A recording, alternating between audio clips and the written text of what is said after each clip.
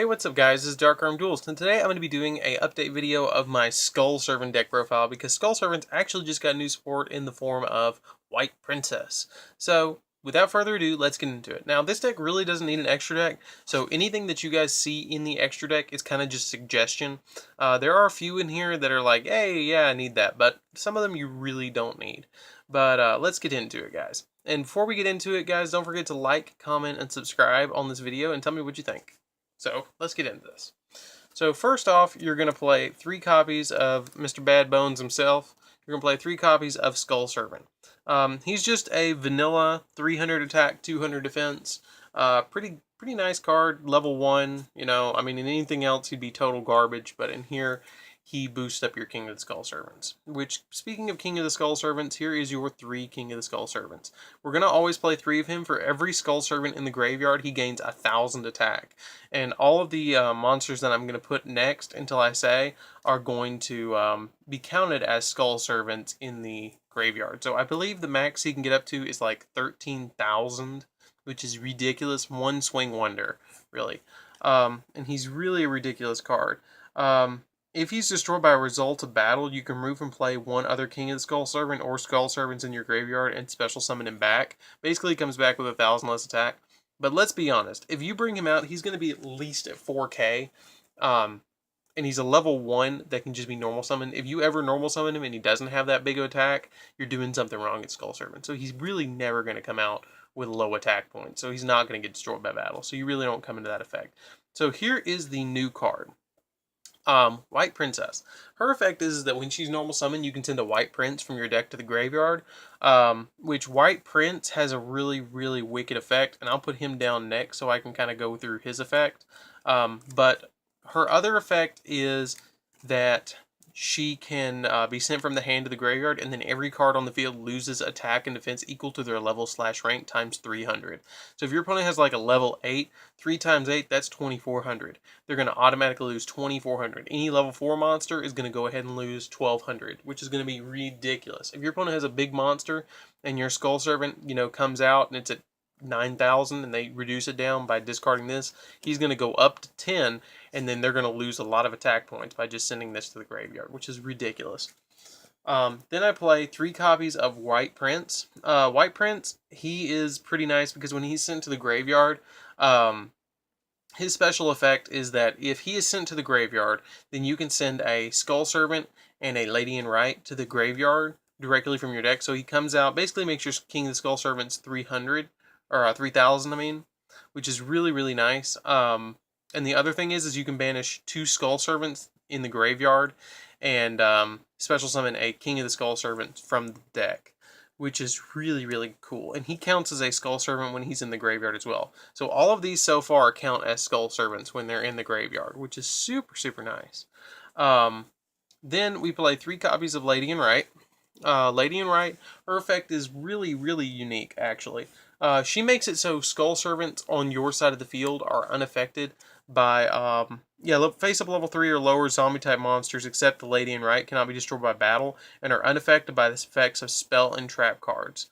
And she counts as a Skull Servant when she's in the graveyard as well. So really, the play is to normal summon out your king, and then, or actually special summon, well, even if she's in the graveyard, and you can foolish out him, White Prince, he comes out at 3,000, then you, like, 1-for-1 him out, and then normal summon her. He's unaffected by everything, and you get a 3k beater for nothing, which is wicked cool. Then our recovery card is the White Mare. White Mare's effect is this. He has 2 effects. He counts as a Skull Servant when he's in the graveyard, and he has some really cool effects. You can select one of your remove from play Skull Servant or White Mares and return it to your graveyard, or select one of your remove from play Lady in Right or King of the Skull Servant and special summon it.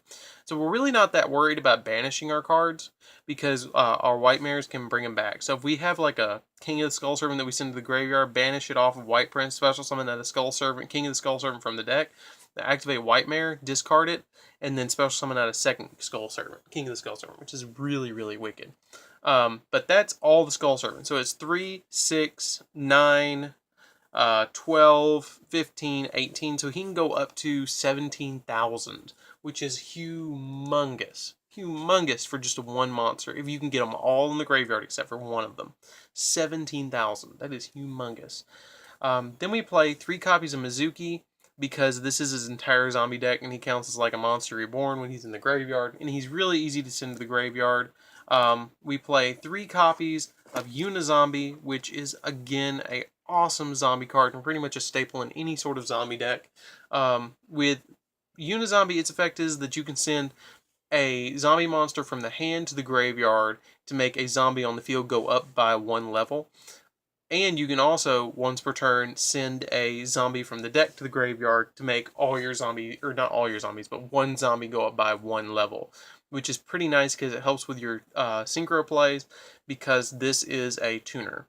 Again, you're not going to synchro that much in this deck. Usually I just use Unizombie to send my White Princess to graveyard or my Mizukis to graveyard to do some shenanigan plays.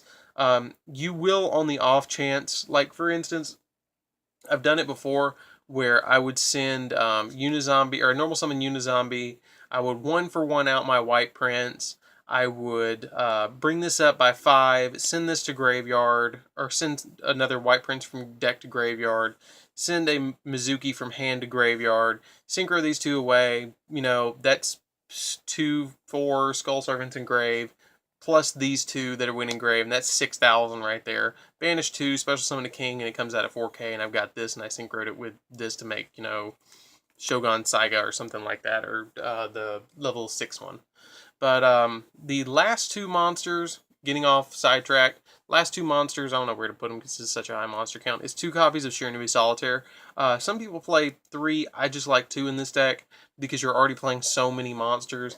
Basically, it digs for your Unizombie. And that's pretty much it. It's not too many monsters, but it's just enough that you've got what you need.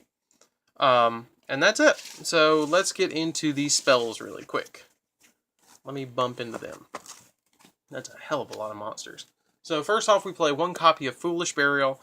Foolish Burial is really nice in this deck, because with Foolish Burial, you can send your White Princes to graveyard to go off. 1-for-1, it's one of these staple cards in the deck. It lets you special summon out your King of the Skull Servant. 2 copies of Book of Life. Book of Life is basically Monster Reborn for all of your zombie monsters, which it lets you grab out your King from the graveyard or your Lady in Right, which is the main ones you're going to grab. Burial from Different Dimension. If you start banishing your Skull Servants, you can put them back in the grave. Pot of Acquisitiveness, you can target 3 of your cards in the graveyard that are monsters, shuffle them back to the deck, and then draw a card. So it helps you bring back your Mizukis and put them back in the deck, or stuff like that. 2 MSTs. I forgot to put in my Twin Twisters before this deck, before this profile, because I only have 4 Twin Twisters for 50 decks. But just imagine these are Twin Twisters, because it helps you discard your other stuff. These are Twin Twisters, not MSTs. Really big MVP of the deck is 3 copies of Where Art Thou. I know, all the pun right there. Where Art Thou is an awesome card in the deck. You can add 1 level 1 monster from your deck to your hand, essentially, if you control a level 1 monster, which is nice. So it lets you, like, let's say we have any of the Skull Servants that are level 1 on the field, we can search out our king with this, or any of the White Prince or anything that you want to search out. And then we play 3 copies of Allure of Darkness, because it is a primarily dark deck. So that's pretty much it. Now let me show you all guys what I kind of play for the extra deck. I play 1 copy of Archfiend Zombie Skull. It's pretty easy to go into because the majority of them are level 1. And if you just have like a White Prince on field and a Skull Servant on field and your Unizombie thing on field, and you bump him up by 1 level and then synchro him away, this is easy to go into. Actually, that's just Plague Spreader. So, if you add in your Shiranui, what's it called? Spectral Sword. If you add in Spectral Sword into this deck over, say, 1 Skull Servant or something like that over this, you can go into this pretty easy. But this is just a suggestion for an extra deck card. Like I said, you don't really need the extra deck at all. Shogun Saiga, or Samurai Saiga, it's nice. Like I said, you don't really need any of this, but you can go into this fairly easy with Unizombie and some other stuff, some shenanigans that way. Omega, because you have Mizuki and Mizukis and your Unizombies, and this helps you, Unizombies, or not Unizombie, Cyframe, Lord Omega, he's always really good in decks that banish a lot of stuff. Shogun Saiga, just pretty good zombie synchro. Sun Saiga, good card because, it's a humongous 35 beater, and it's pretty easy. If you can bump up your Unizombie to, say, 5, and then have, like, one Unizombie on field, or not Unizombie, your, God, what's it called? Mizuki and, like, one Skull Servant on the field or something like that, you can synchro into this pretty easy. Or if you have this and a Unizombie, it's easy to go into. That's just some suggestion synchros. Kagasuchi, it's nice to go into because it mills 5 off the top of the deck. It's pretty good. White Princess lets you go for this. White Princess and Lady in Right let you go for your 3s. Like I said, this is an MST. This is just a pop card. Everybody knows what Break Sword does.